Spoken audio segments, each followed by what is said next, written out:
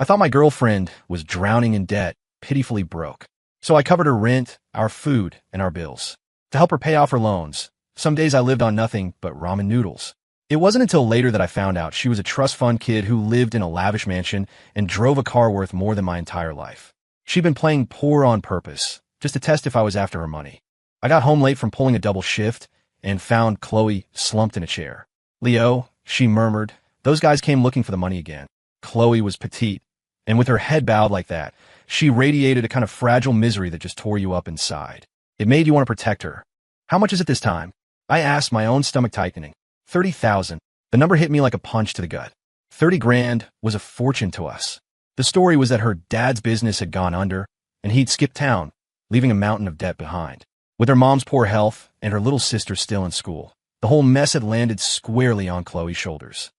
Seeing my silence, she said, "Leo, I know you're under a lot of pressure too. It's okay. I'll figure something out." "What do you mean, figure something out?" "A friend I used to know. He's a loan shark. I could borrow from him." My head snapped up. "No, absolutely not. You don't ever mess with people like that." She sank back into the chair, covering her face with her hands. Her whole posture screamed defeat and helplessness. Then what am I supposed to do? Seeing her like that broke my heart. And honestly, the pressure was getting to me. Chloe's entire paycheck went to her family's debt.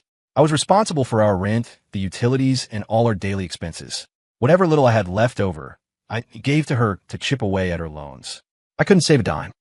After a long moment, I turned and walked into the bedroom. I found a small key, unlocked the bottom drawer of my dresser, and pulled out an old, yellowed manila envelope held together by a brittle rubber band. 6 years ago, my dad died in a work accident at the factory. This $30,000 was what was left of the settlement.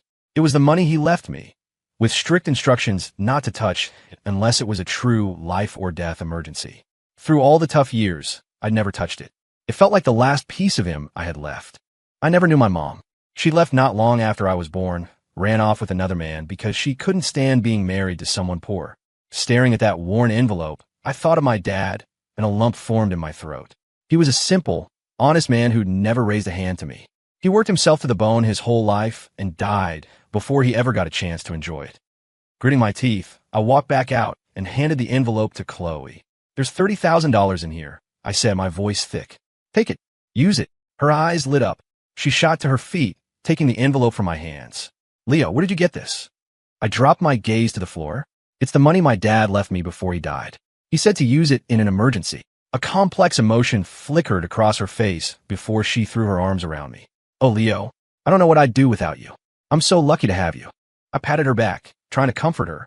She pulled away, her voice low and laced with guilt. "I'm so sorry, Leo. It's my fault. I'm useless, just dragging you down with me." "Don't say that, Chloe," I said, forcing a reassuring tone. "It's not your fault. Your mom is sick. Your sister is young. They have to rely on you. You just have to be strong." She nodded. "I will be. You'll see, Leo. Once we get through this, everything will be better."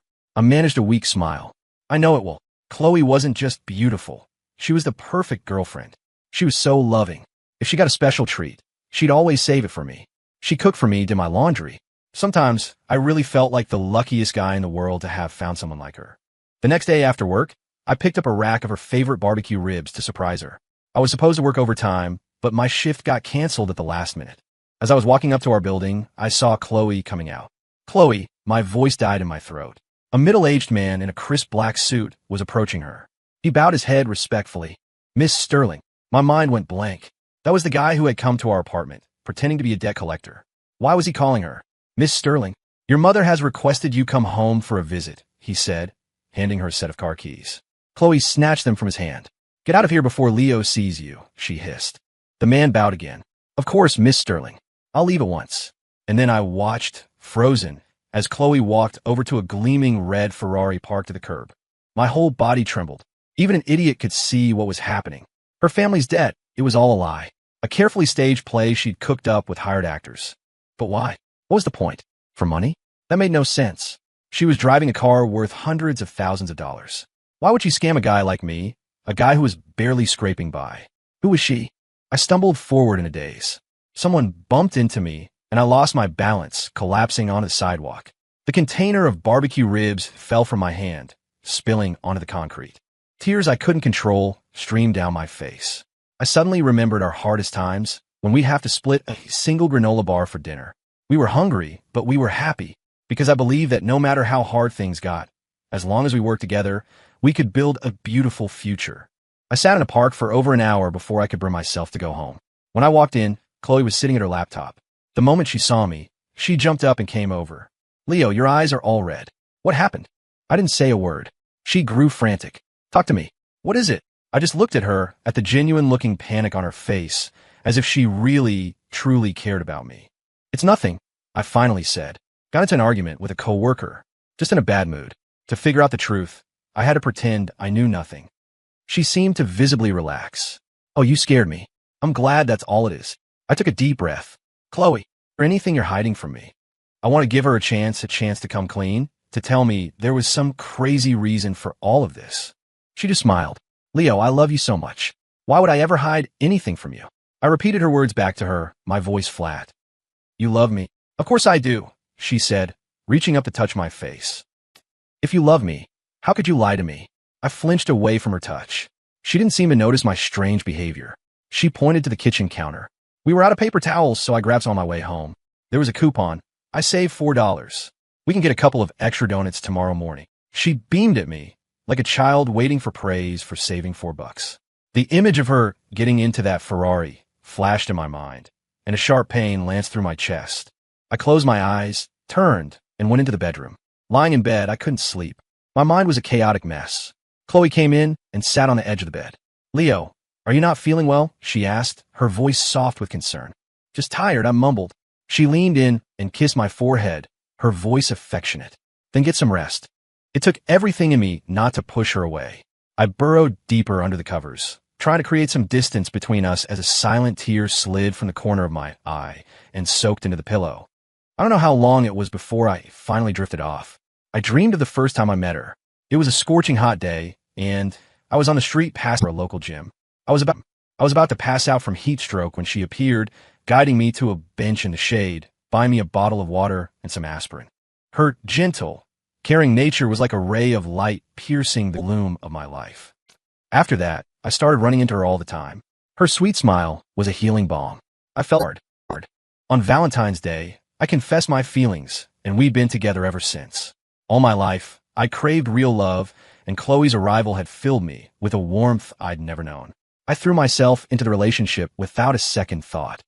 Sometime in the dead of night, I was woken by a slight rustling sound. I cracked my eyes open just enough to see Chloe getting dressed, as if she were about to go out. I was wide awake in an instant. I glanced at the clock on my phone, 11:15 p.m. Chloe's day job was as a sales associate at a department store. At night, she'd told me she did deliveries for a gig app to make extra money. But now, I didn't believe a word of it. I slipped out of bed and followed her quietly. I watched from the shadows as she got into a sleek, black Lamborghini. It wasn't a Ferrari.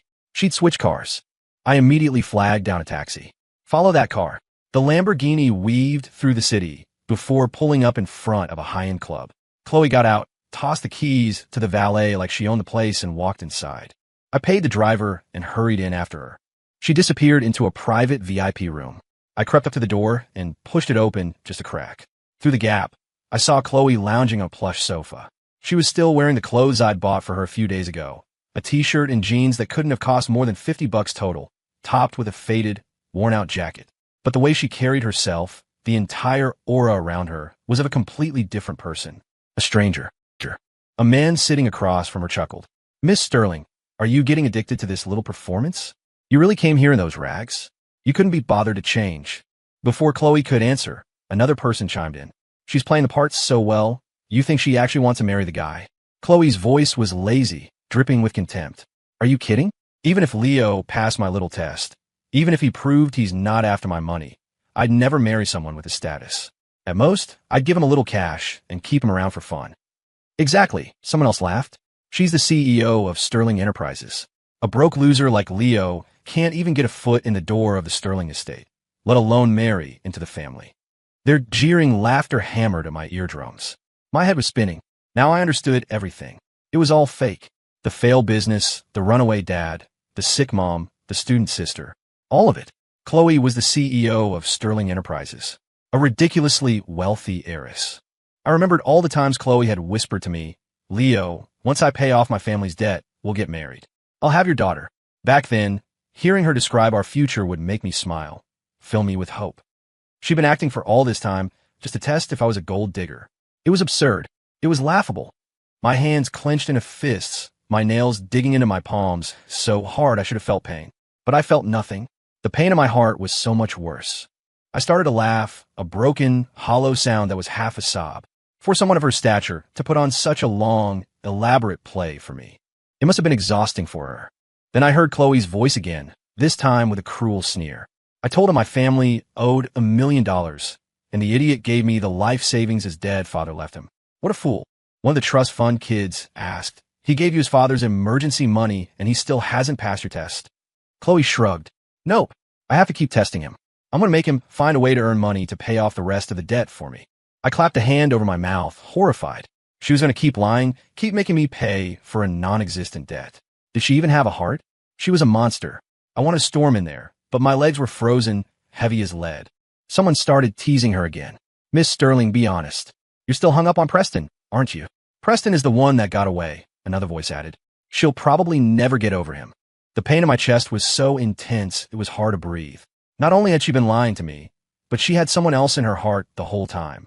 Suddenly, a handsome man carrying a drink sat down next to Chloe. Miss Sterling, let me get that for you. She glanced at him, then let him tip the glass to her lips, drinking it all down. The air between them crackled with a flirty energy. He was good-looking, and he slid an arm around her waist, his chin brushing against her cheek. Chloe didn't pull away. In fact, she seemed to be enjoying it. As his hand roamed, it brushed against the envelope in her jacket pocket. What's this? He asked, surprised. Chloe pulled out the envelope. My envelope. And tossed it to him casually. A little tip for you. The man pulled the stack of cash from inside, his eyes widening. He wrapped his arms around Chloe and kissed her cheek several times. Thank you, Miss Sterling. I recognized that yellowed, worn envelope in an instant. She had just thrown away the money my father had left for me, my last connection to him, as a casual tip to some guy in a club. I bit down on my lip so hard I could taste blood. My entire body shook with a rage so pure it burned. I slammed the door open and burst into the room. The chatter in the room died instantly. Every single person turned to stare at me. Chloe saw me and froze for a second. What are you doing here? The others in the room were sizing me up. Isn't that Chloe's boyfriend? Give me a break. What boyfriend? Didn't you hear her? She'd never marry him. He's just a toy. Chloe's lips moved, but she didn't deny it. I stared at the face that had become so familiar to me, but now it was blurring through my tears. For years together, I had given her my heart and soul, and it turned out she had never loved me at all. To her, I was just a pawn in her sick little game. I could accept her not loving me, but I couldn't accept this elaborate deception, this grinding of my feelings and my dignity into the dirt for her own amusement.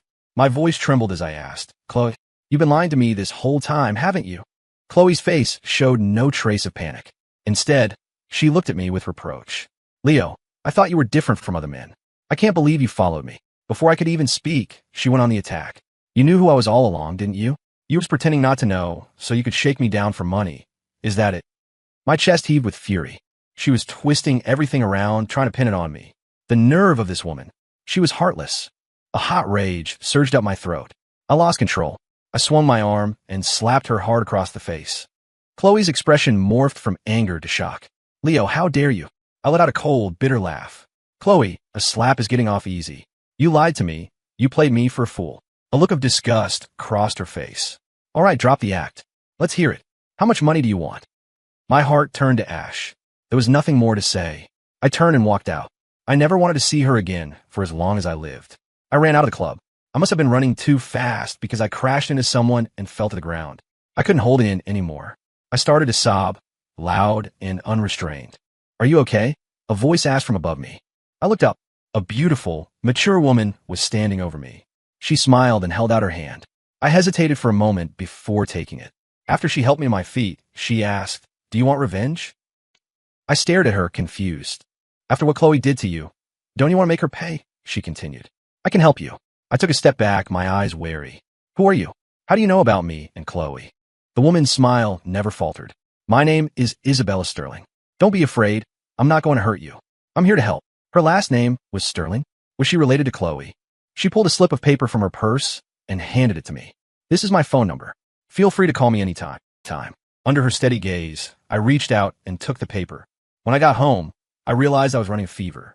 I texted my boss to call in sick, took some medicine, and collapsed into bed. The next morning, I was jolted awake by the doorbell ringing insistently.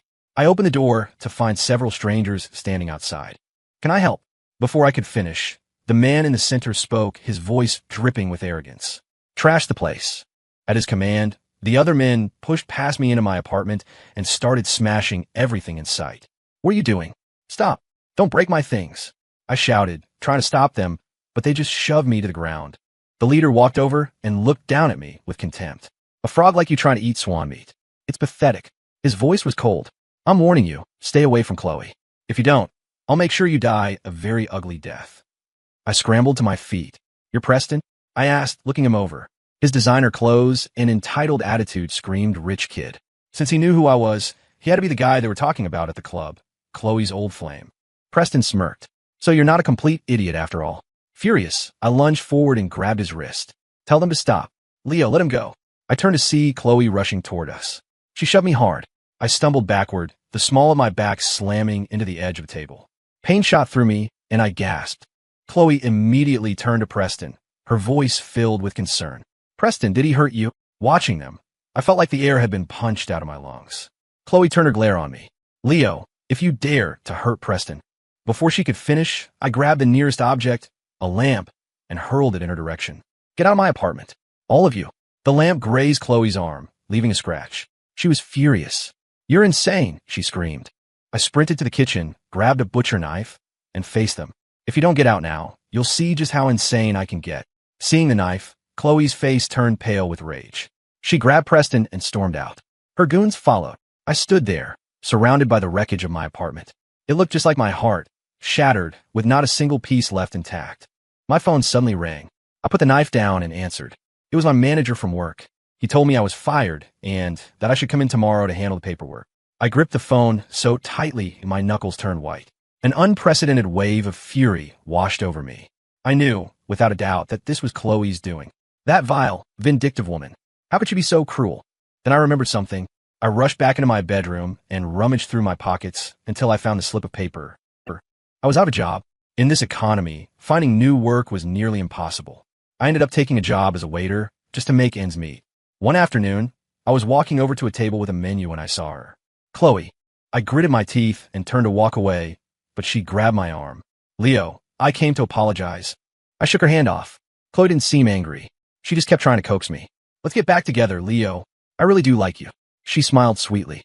"If you come back to me, you can have anything you want. You won't have to work as a waiter anymore." Her words felt like a slap in the face. "In your dreams, Chloe." When she saw I wasn't budging, her tone changed. "If you don't agree, I'll have this restaurant fire you, and you won't find another job anywhere else. Let's see how you pay your rent then." Seeing her standing there, so high and mighty, I wanted nothing more than to smash the plate in my hand over her head. I bit my lip until I tasted blood. I knew better than anyone what it was like to be completely broke, to be so poor that you could die and no one would even notice. Well, why did she have to do this to me? Just because she was rich, did that give her the license to bully me, to push me into a corner with no way out? But right then, I had no choice. I had to swallow my pride. My voice was stiff, robotic. "Fine, I'll come back to you."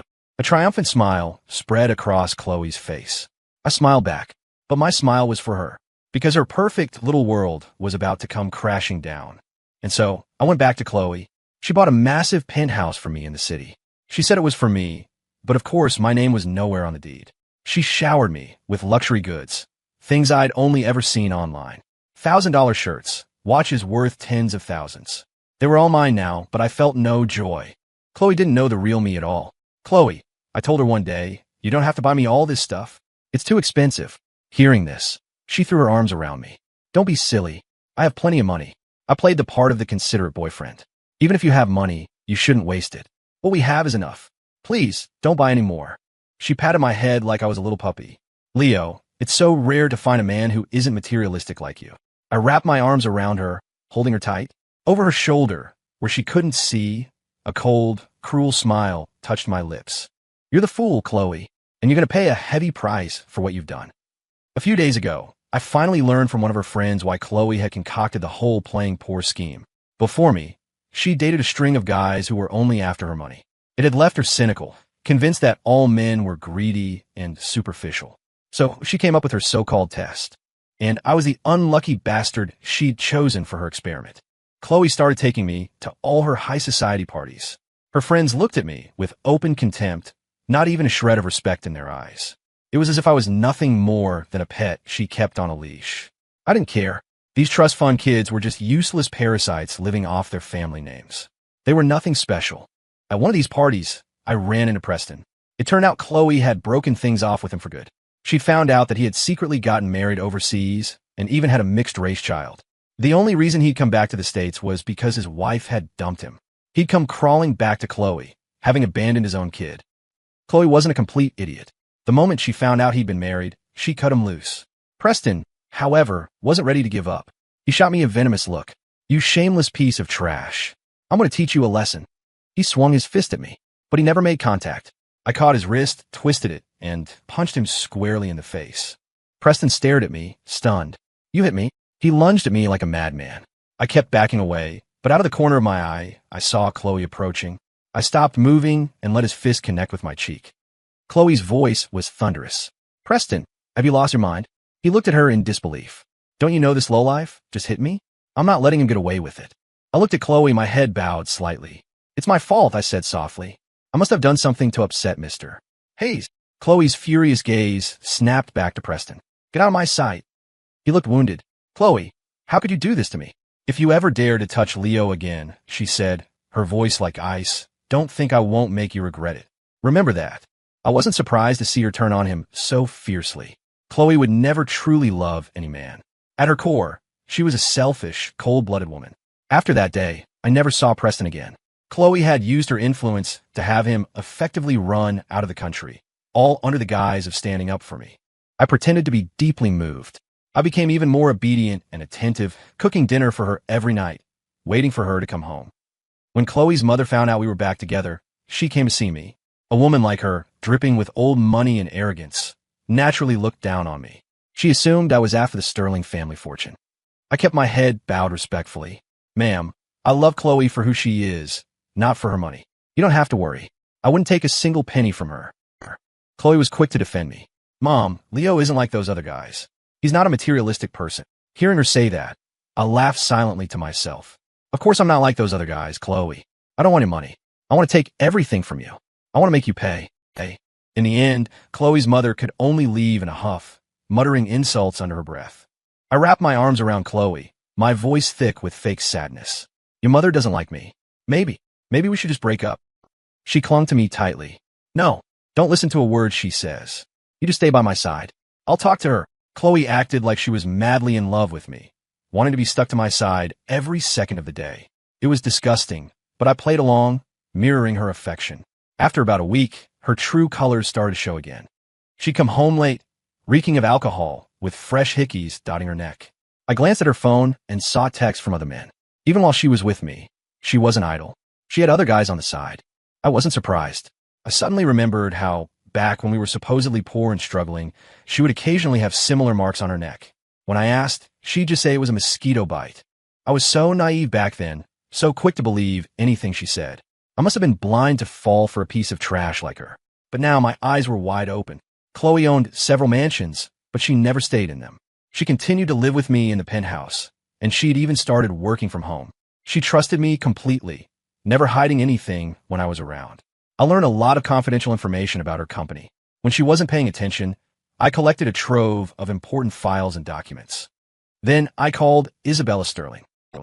"See what you can use from this," I said, sliding the folder across the cafe table. Isabella sat across from me, her expression calm as she reviewed the documents. "This is all very useful," she said finally. I nodded. "Good. I want Chloe to lose everything. Since she loves pretending to be poor so much, I thought I'll help her become truly poor." Isabella suddenly looked at me, her gaze intense. "Leo, do you really not remember me?" I was confused. "What do you mean?" 10 years ago, she said, her eyes fixed on mine. "I was digging through a trash can for food. You walked by and gave me the burrito you were holding." I froze. That was you. I remembered that day. Having been through hard times myself, I always felt a pull to help others in the same boat. Seeing a young girl rummaging for food in the garbage, I felt so sorry for her that I'd given her my dinner, even though it was the only thing I had to eat that day. Isabella smiled faintly. So now you understand why I want revenge on Chloe. I fell silent.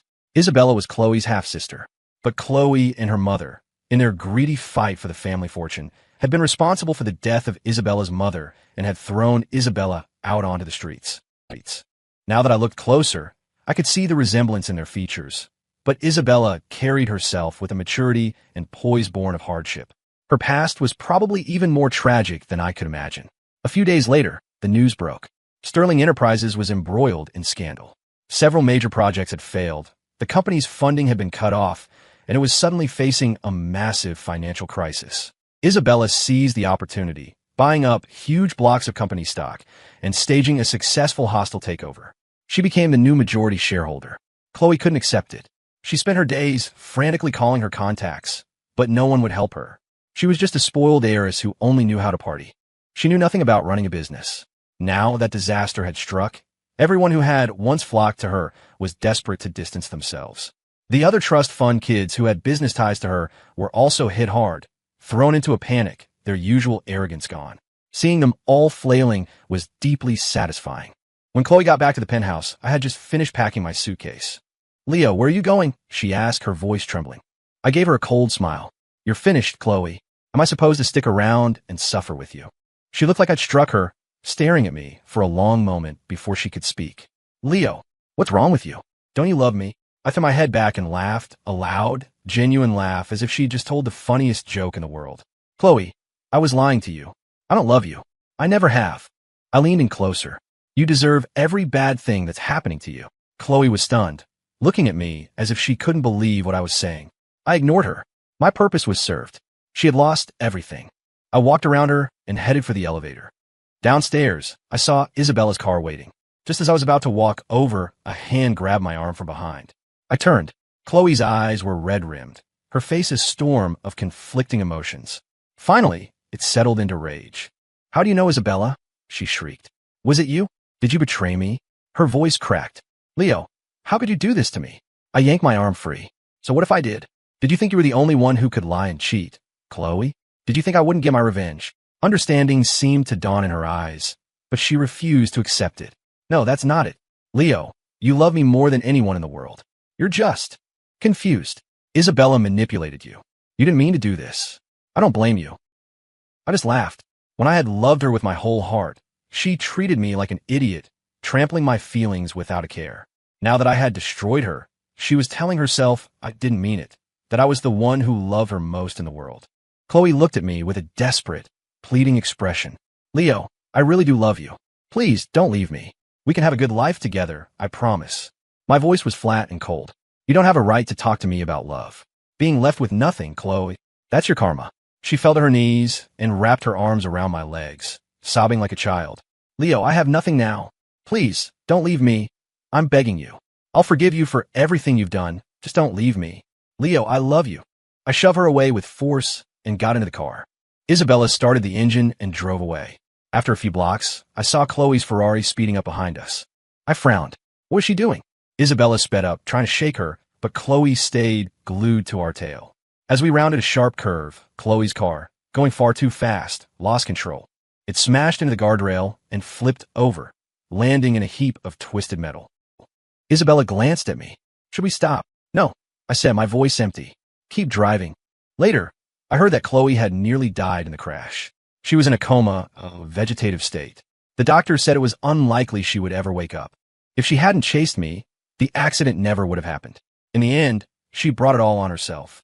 Isabella had a natural talent for business. Under her leadership, Sterling Enterprises made a swift recovery, and soon it was stronger than ever. 3 months later, she invited me to dinner and handed me a check for $2 million. "I don't want the money," I said. "Just help me open a coffee shop." "Take the check," Isabella insisted, "and I'll still help you with the coffee shop." I shook my head. "I just want to shop. Nothing else. Having my own place, a business that was truly mine, had been my dream since I was a kid." Isabella looked at me, her gaze direct and unwavering. After a long moment, she said, "Leo, I have feelings for you." My head shot up. "Because of the burrito?" A small smile touched her lips. "Yes, but no. Give me a chance. Be with me." I looked down at the table. "I'm sorry. I knew Isabella was nothing like Chloe. but I didn't have those kinds of feelings for her. I couldn't be with her. She didn't push. She simply nodded and said she understood. A short time later, she helped me open my own coffee shop. And honestly, I was happy.